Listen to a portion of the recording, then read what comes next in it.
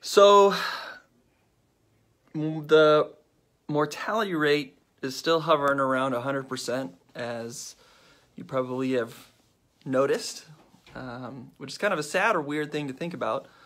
But what happens if you die?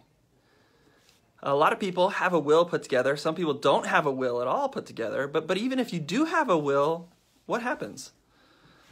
Did you know that in the state of Arizona, there is still going to be probate if you don't have a trust? This week, Jeremy Sharp wrote a blog, moneywellrooted.com. Scroll down to the bottom and click on the blog about trusts.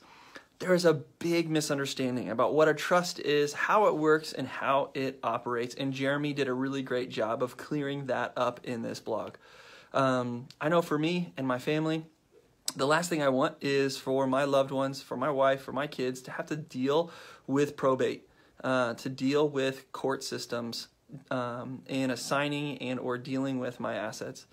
And the will that I had wasn't enough. So I got a trust.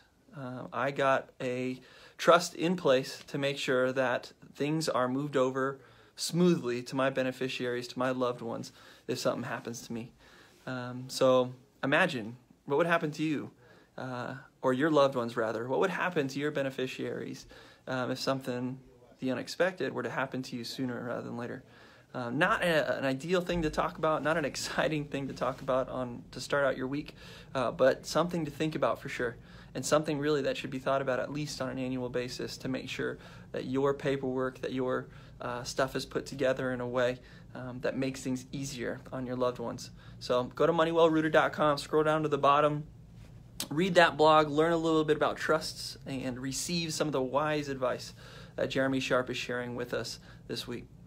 I will talk to you guys next week, and sorry for bumming you out with a weird topic, but it needs to be talked about. I care about you, and I love you guys, and that's important for all of you to hear. So have a great week.